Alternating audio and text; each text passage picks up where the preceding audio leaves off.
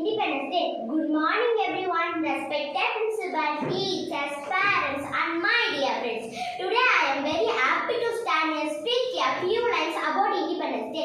We celebrate Independence Day on 15th August every year. On this day in 1947, our country got freedom to issue. It is a very important day in this history of India.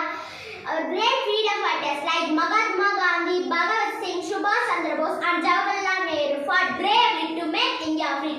Because of the sacrifices, we are living in a free and independent country today. We should always remember hard work and be thankful to them.